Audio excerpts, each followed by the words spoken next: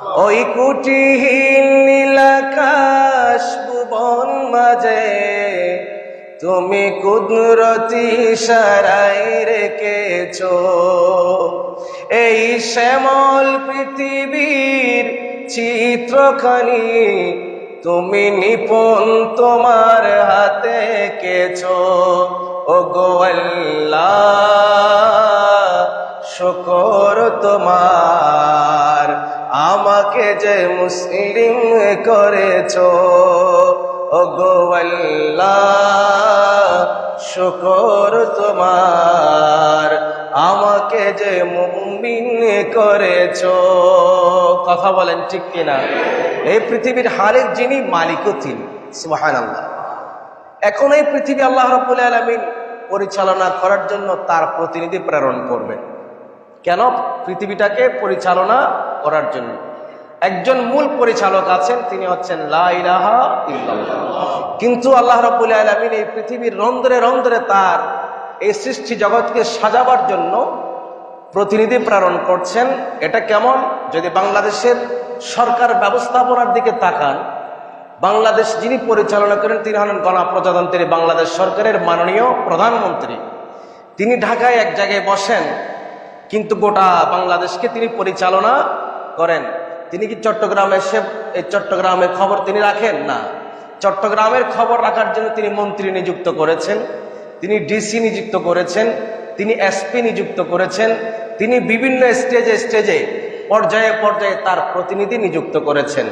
এইভাবে মাননীয় প্রধানমন্ত্রী বাংলাদেশটাকে তিনি পরিচালনা করেন সুচারুরূপে, সুন্দরভাবে। আল্লাহ রাব্বুল আলামিন তার এই গোটা সৃষ্টি জগৎকে পরিচালিত করবার জন্য যুগে যুগে কালে কালে তার কিছু প্রতিনিধি নিযুক্ত করেছেন। সেই প্রতিনিধিদের মধ্যে সর্বপ্রথম প্রতিনিধি হচ্ছেন মানব জাতির আদি পিতা হযরত আদম সফিউল্লাহ আলাইহিস সালাম। জোরে বলেন সুবহানাল্লাহ। আদম মানে হচ্ছে আদিম। আদম মানে কি? আমরা বলি আদিম জাতি, আদিম মানব, পুরাতন মানুষ। যিনি সর্বপ্রথম মানুষ, যিনি সর্বপ্রথম প্রতিনিধি আল্লাহর পক্ষ থেকে জমিন আসলেন, তার নাম হচ্ছে আদম আলাইহিস সালাতু ওয়াস সালাম। আদম আলাইহিস সালাম চলে গেলেন, এরপরে তার বংশধরেরা বনি আদমরা এই পৃথিবীর পরিচালনার দায়িত্ব তাদের হাতে ন্যস্ত হয়েছে। আল্লাহ রাব্বুল আলামিন তাদেরকে দায়িত্ব দিলেন। এতটুকুন আপনি মাথায় রাখেন। এখন আরেকটু পেছনের দিকে যাই। আল্লাহ রাব্বুল আলামিন যখন ফেরেশতাদেরকে বললেন যে আমি দুনিয়াতে আমার প্রতিনিধি পাঠাবো, আল্লাহ রাব্বুল আলামিন ফেরেশতাদেরকে নিয়ে একটা মিটিং ডাকলেন, সভা ডাকলেন। ওই সবার মধ্যে এই এজেন্ডা তিনি উপস্থাপন করলেন। তখন ফেরেশতারা সেখানে ভেটো দিলেন, আল্লাহ নাহনু নুসাব্বিহু ওয়া নুকাদ্দিসু লাক, আমরা আপনার তাসবিহ পড়ি, আপনার ইবাদত বندگی করি, দায়িত্ব যা সব তো আমরা করতেছি, এরপরেও আপনার আরেকটা জাতি সৃষ্টি করার কি প্রয়োজনটা আছে? তখন আল্লাহ বলেছিলেন, আমি যা জানি তোমরা তা জানো না। আল্লাহ রাব্বুল আলামিন ফেরেশতাদের সামনে একটা চ্যালেঞ্জ ছুড়ে দিলেন, হে ফেরেশতারা, তোমরা দুনিয়ার নেতৃত্ব চাও, যদি কর্তৃত্ব চাও, যদি আমি মানব জাতি সৃষ্টি করছি এই দুনিয়াটাকে পরিচালনা করবার জন্য, তোমাদের যদি দুনিয়া পরিচালনা করবার, কর্তৃত্ব করবার যদি তোমাদের সেই সৌভাগ্য হয়, সেই যোগ্যতা যদি তোমাদের থাকে, তাহলে দুনিয়ার আমি যা সৃষ্টি করেছি এই দুনিয়ার জিনিসগুলোর নাম তোমরা আমার সামনে বলো। তোমরা যে চাও দুনিয়ার কর্তৃত্ব নেতৃত্ব তোমরা গ্রহণ করবা, তাহলে তোমাদেরকে আমি একটা চ্যালেঞ্জ দিলাম, দুনিয়াতে আমি যা কিছু সৃষ্টি করেছি এগুলোর নাম তোমাদেরকে বলতে হবে। সুবহানাল্লাহ বলবেন? নেতৃত্ব কি এত সহজ? কর্তৃত্ব কি এত সহজ? আল্লাহ বললেন তোমার জ্ঞান লাগবে। রাষ্ট্র পরিচালনা করতে গেলে তোমার জ্ঞান লাগবে, পরিবার পরিচালনা করতে গেলে তোমার পারিবারিক জ্ঞান লাগবে, সমাজ পরিচালনা করতে গেলে তোমার সামাজিক জ্ঞান লাগবে, রাষ্ট্রনীতি পরিচালনা করতে গেলে তোমার রাষ্ট্রনীতির জ্ঞান লাগবে। আল্লাহ রাব্বুল আলামিন ফেরেশতাদের সামনে চ্যালেঞ্জ দিলেন, হে ফেরেশতারা, তোমরা যে আমাকে ব্যাটো দিচ্ছ, মানব জাতির সৃষ্টি না করার জন্য তোমরা আমাকে রিকোয়েস্ট করছো, আমি জানি আমার বনি আদম, আমার প্রতিনিধিরা যা জানে তোমরা তা জানো না। রাষ্ট্র পরিচালনা, দুনিয়ার এই ব্যবস্থাপনা ম্যানেজমেন্টের দায়িত্ব তো যদি তোমাদেরকে দেই তোমরা পারবা না, কারণ তোমাদের ভিতরে সেই জ্ঞান নেই। তোমাদের ভিতরে যদি সেই জ্ঞান আছে বলে তোমরা দাবি করো, তাহলে আমার সামনে দুনিয়ার এই সমস্ত জিনিসগুলোর নাম তোমরা বলো। সুবহানাল্লাহ। এই কথা কোরআনের মধ্যে এসেছে। আল্লাহ রাব্বুল আলামিন বলছেন যে ক্বালা ইয়া আদম আম্বিহুম বিআসমাইহিম, আচ্ছা ফাকালা আম্বিউনি বিআসমাই হাউলাই, ফেরেশতাদেরকে বলছেন হে ফেরেশতারা, এইসব জিনিস আমি যা যা দুনিয়াতে সৃষ্টি করেছি এগুলো ফেরেশতাদের সামনে উপস্থাপন করা হলো। আর আল্লাহ বলছেন এই জিনিসগুলোর নাম তোমরা বলো, এগুলো যদি বলতে পারো তোমাদেরকে আমি দুনিয়ার নেতৃত্ব আর কর্তৃত্ব দেব। তখন তারা বলল কি? ক্বালু, তারা বলেছে সুবহানাকা লা ইলমা লানা ইল্লা মা আল্লামতানা, আল্লাহ এসব কিছুর জ্ঞান তো আমাদের কাছে নাই। আপনি আমাদেরকে যতটুকু দিয়েছেন জ্ঞান, যতটুকু আপনি আমাদেরকে শিখালেন আমরা ততটুকুই জানি, এর বেশি আমরা জানি না। এসব জ্ঞান আমাদের কাছে নাই। তখন আল্লাহ রাব্বুল আলামিন বলছেন তাহলে তোমাদের দ্বারায় দুনিয়ার ব্যবস্থাপনা, পৃথিবীর পরিচালনা তোমাদেরকে দিয়ে সম্ভব হবে না, আমাকে অবশ্যই আমার প্রতিনিধি সৃষ্টি করতে হবে। জোরে বলেন সুবহানাল্লাহ।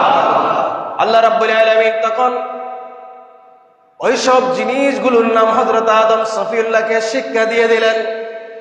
কোরআনুল কারীম বলছে সূরাতুল বাকারার 31 নম্বর আয়াতের মধ্যে কথা বলা হয়েছে, আউযু বিল্লাহি মিনাশ শাইতানির রাজীম, বিসমিল্লাহির রহমানির রহিম, ওয়া আল্লামা আদামাল আসমাআ কুল্লাহা থুম্মা আরাদাহুম আলাল মালাইকা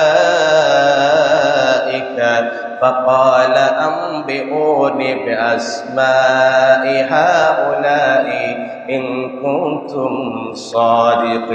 সাদিকিন। আল্লাহু আকবার বলেন।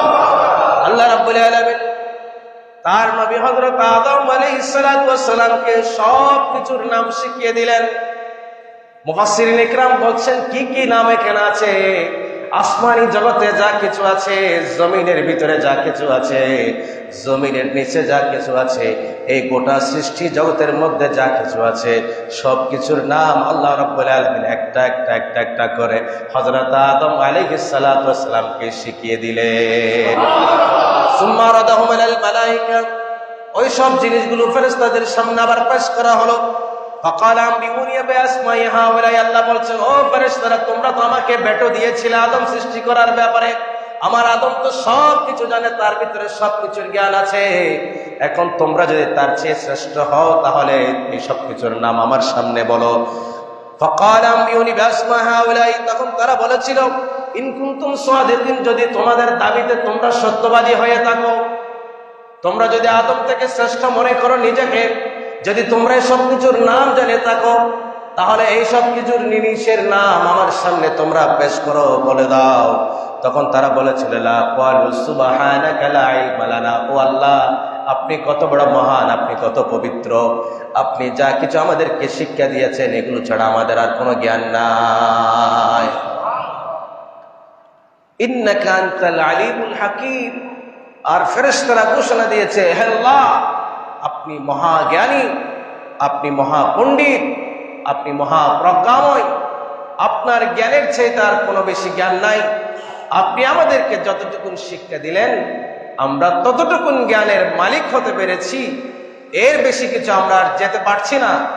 আল্লাহ তোমার দাবি, তোমার যে প্রস্তাবনা, তোমার যে আমাদের কাছে যে প্রস্তাব সেটা আমরা শিরোধার্য করে নিলাম। সুবহানাল্লাহ। এখন আল্লাহ রাব্বুল আলামিন আদম আলাইহিস সালাতু ওয়াস সালামের দিকে কুদরতের নজর দিলেন। ক্বালা ইয়া আদম আনবিহুম বিআসমাইহিম, হে আদম এসব কিছুর নাম এখন আপনি বলে দেন। ফেরেশতারা তো বলতে পারে নাই, হে আদম আপনি বলে দেন।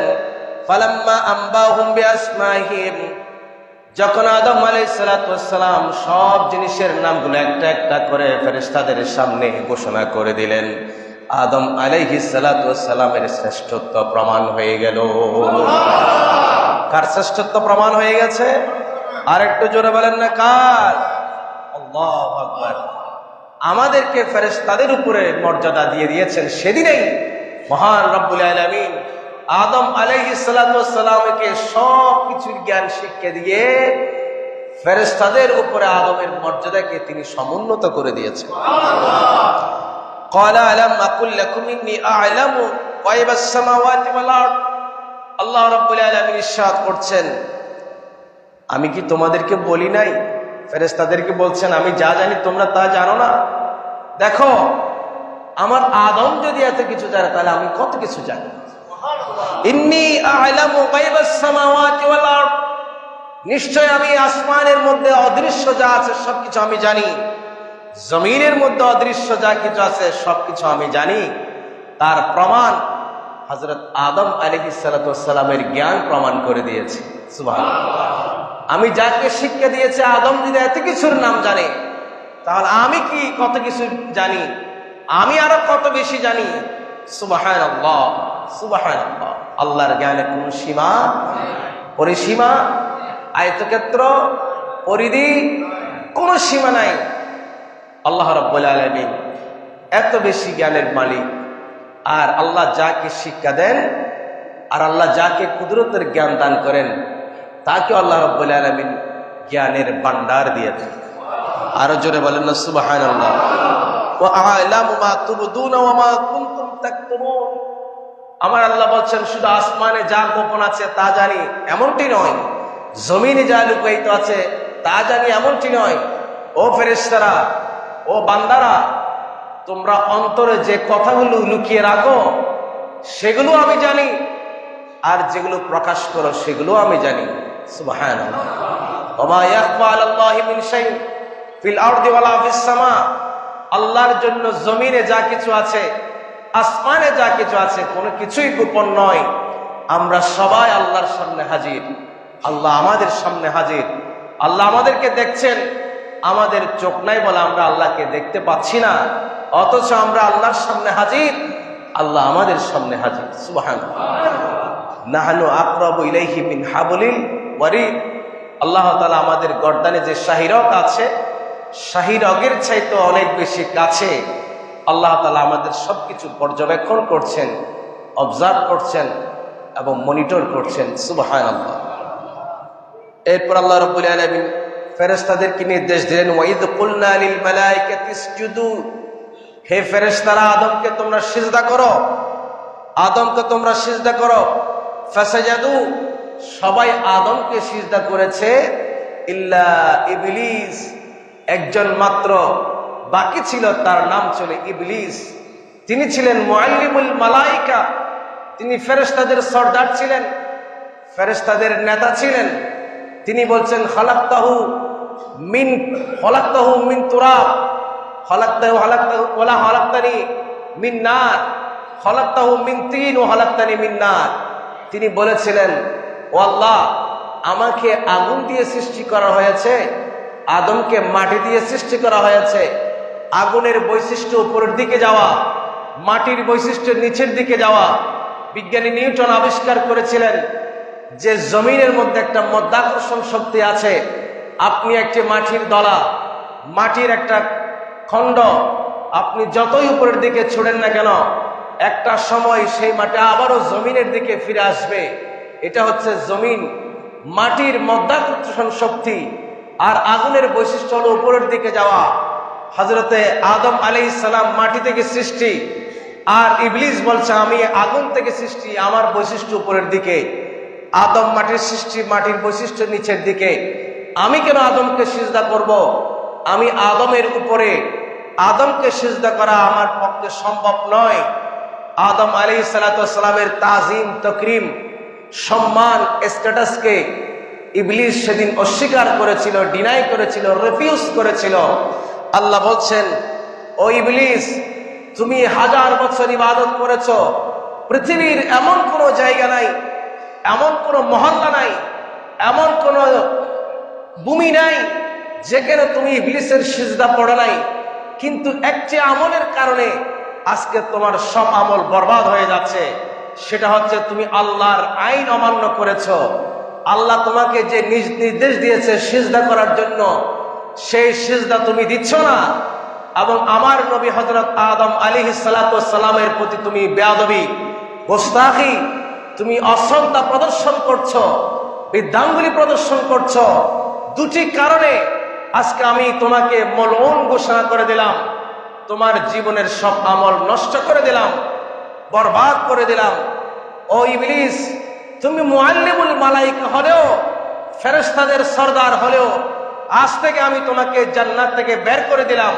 তুমি জান্নাত থেকে বের হয়ে যাবে, তোমার জায়গার জান্নাতে হবে না। কারণ সেদিন আল্লাহ ইবলিসকে জান্নাত থেকে বের করে দিয়ে বুঝিলেন, আল্লাহর আইন যে অমান্য করবে, আল্লাহর নির্দেশ যে অমান্য করবে, আল্লাহর রহমতের ছায়ার ভিতরে তার আর থাকার কোনো যোগ্যতা নাই। নবীর প্রতি, নবীর আম্বিয়া ইকরামের প্রতি যে বেয়াদবি করবে, নবীগণের প্রতি যে গোস্তাখিমূলক আচরণ করবে, যে কটূক্তি করবে, যে অশ্রদ্ধা প্রদর্শন করবে নবীদের প্রতি, সেই বান্দাও আল্লাহর রহমতের সীমানার ভিতরে থাকতে পারবে না। আল্লাহ রাব্বুল আলামিন বলছেন, আবা ওয়াস্তাকবারা, মুআল্লিমুল মালায়েকা ফেরেশতা ইবলিস যতই ইবাদত করুক না কেন, সে তার ভিতরে অহংকার এসেছে। ওয়াস্তাকবারা, সে আমার আইনকে লঙ্ঘন করেছে, আমার নির্দেশকে সে অমান্য করেছে।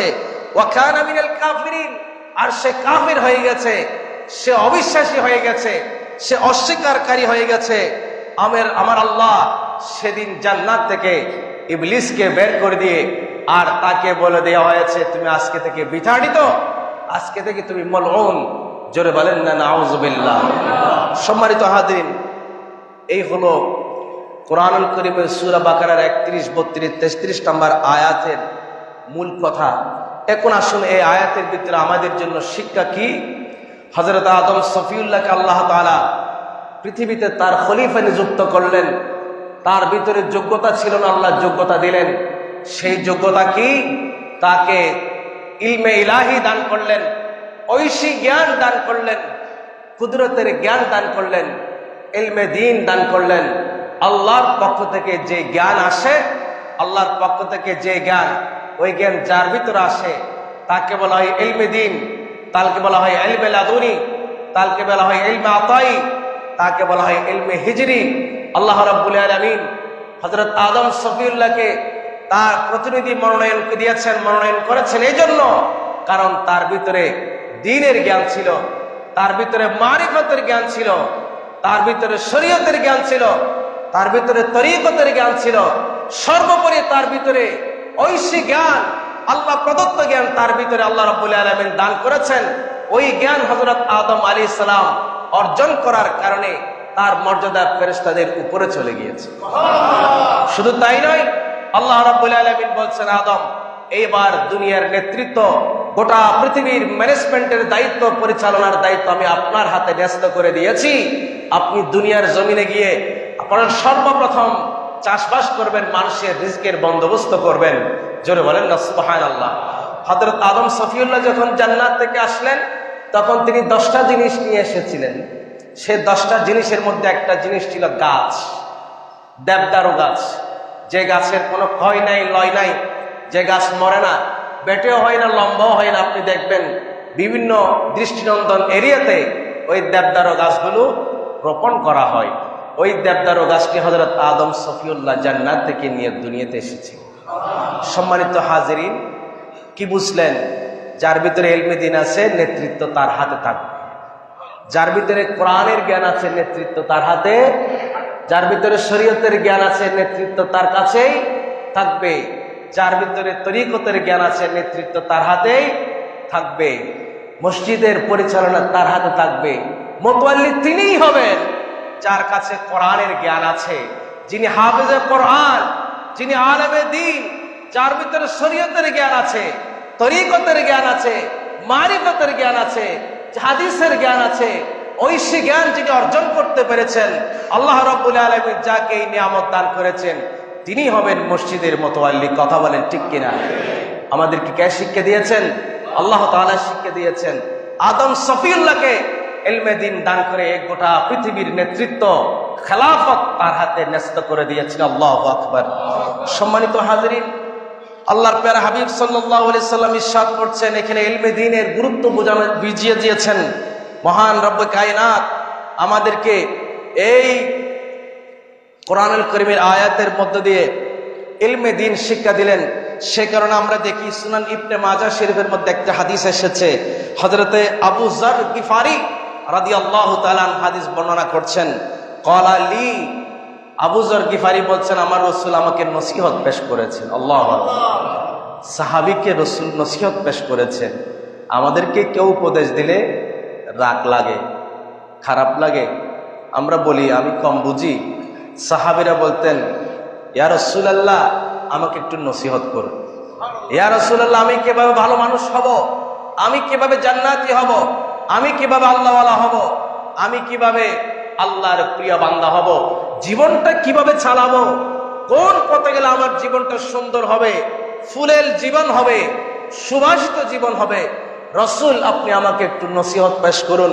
হযরত আবু যর গিফারি বলছেন আমার দয়াল নবী আমাকে নসিহত পেশ করছেন, ইয়া আবু যর গিফারি, হে আবু যর গিফারি, লা আনতা গুদু ফাতাআল্লামা আয়াতাম মিন কিতাবিল্লাহ। আবু যর গিফারি তুমি কোরআনুল কারীমের একটা আয়াত যদি মুখস্থ করতে পারো, গভীর মনোযোগ সহকারে শুনেন, তুমি যদি কোরআনুল কারীমের একটি আয়াতে কারিমা মুখস্থ করতে পারো, খায়রুল লাকা মিন আন তুসাল্লি মিআতা রাকাতিন, 100 রাকাত নফল নামাজ পড়ার চাইতেও তোমার জন্য উত্তম হবে। আল্লাহু আকবার, কোরআনুল কারীমের একটা আয়াত মুখস্থ করা 100 রাকাত নফল নামাজ পড়ার চাইতে উত্তম। এবং তিনি আর বলছেন আমার দয়াল নবী যার নসিহত পেশ করলেন, বলে আনতা উদু ফাতাআল্লামা বাবাম মিনাল ইলমি, তুমি যদি ইলমের একটা অধ্যায় অর্জন করতে পারো, ইলমের একটা অধ্যায়, হাদিসের একটা অধ্যায়, কোরআনের একটা অধ্যায় যদি তুমি শিখতে পারো, ওই ইলম অর্জন করার পরে আমল করেছো অথবা করো নাই, শুধু শিখতে পেরেছো, এটাই তোমার জন্য যথেষ্ট। তাহলে খায়রুল লাকা মিন আন তুসাল্লি আলফা রাকাতিন, ইলমের একটি অধ্যায় অর্জন করার পরে আল্লাহ রাব্বুল আলামিন তোমাকে 1000 রাকাত নফল নামাজ পড়ার চাইতেও বেশি সওয়াব দান করবেন। এই জন্য বলা হয়ে থাকে নওমুল আলিমি খায়রুম মিন ইবাদাতিল জাহিল, যারা হক্কানি রব্বানি আলেম দ্বীন শরীয়তের আলেম তারা ঘুমালে এটা সাধারণ বান্দার ইবাদতের চাইতে অনেক উত্তম হয়ে যায়। সম্মানিত হাজিরিন, কোরআনুল কারীম মুখস্থ করবেন। হযরত আদম সফিউল্লাহ এই জ্ঞান অর্জন করার কারণে আল্লাহ তাআলা তার মর্যাদাকে বাড়িয়ে দিয়েছেন।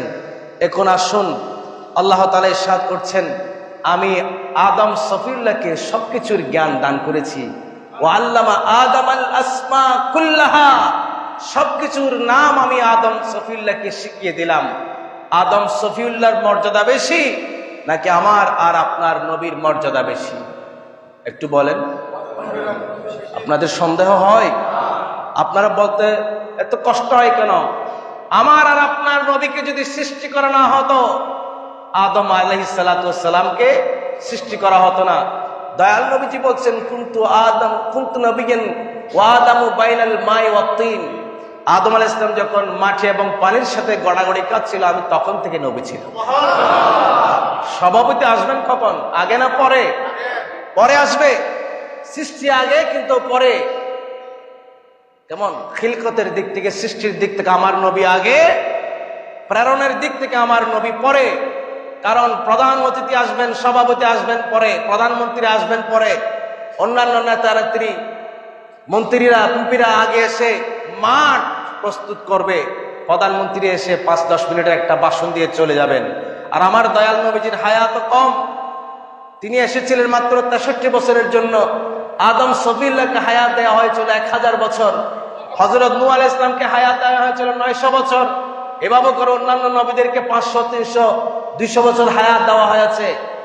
তাদের কাজ বেশি ছিল। আমার দয়াল নবী যে আসবেন পরে প্রধান অতিথির আসন, সভাপতির আসনে, তিনি সংক্ষিপ্ত সময়ে এসে মূল কথা একটা 10 মিনিটের ভাষণ দিয়ে তিনি চলে যাবেন। এটাই হচ্ছে আমার দয়াল নবীজির শান। আদম আলাইহিস সালাম যদি এত কিছুর জ্ঞান জানে, আমার বিষয়ে এখানে আমার দয়াল নবীজি কত কিছু জানবেন। জোরে বলেন আল্লাহু আকবার। আমাদের মধ্যে কিছু কিছু ভাইরা বলেন নবী নাকি ইলমে গায়েব জানে না। আমার দয়াল নবীজি বলছেন, বুখারী শরীফে হাদিস আছে, উতিতু ইলমাল আরদি ওয়াস সামাওয়াত, উতিতু ইলমাল খাজাইন, আমাকে সবকিছু আসমান এবং জমিনের জ্ঞান দেওয়া হয়েছে।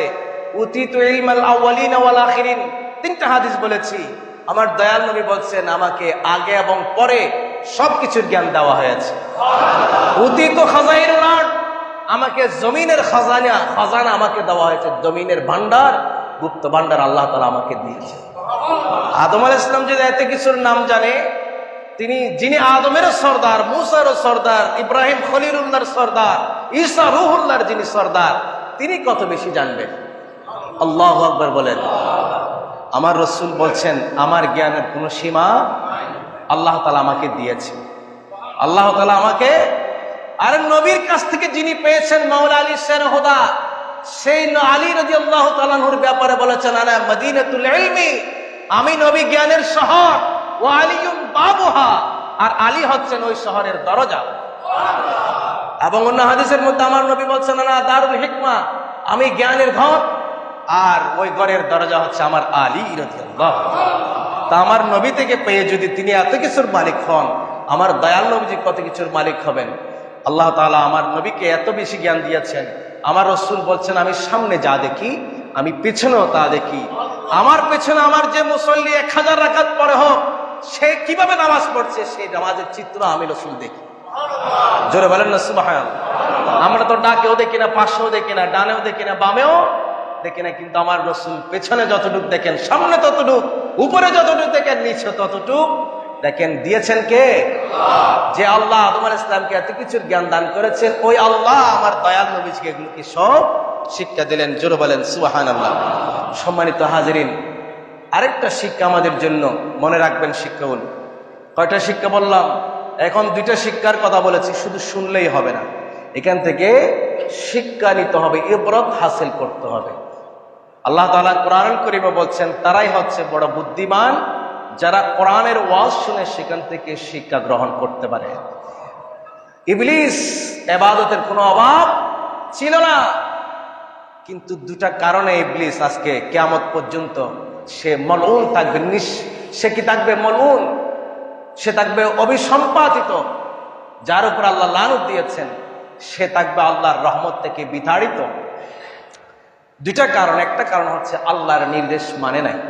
আল্লাহর নির্দেশ, একটা সিজদা আদম আলাইহিস সালামকে দিতে বলেছিল, একটা সিজদা দেয় নাই, সে কারণে কিয়ামত পর্যন্ত তাকে আল্লাহ তার রহমতের ছায়া থেকে বিতাড়িত করে দিয়েছে। আমার বন্ধুগণ, আমার বাবাগণ, জীবন আমরা কত সিজদা ছেড়ে দিয়েছি, কত লক্ষ সিজদা ছেড়ে দিয়েছি, আমাদের অবস্থা কি হবে?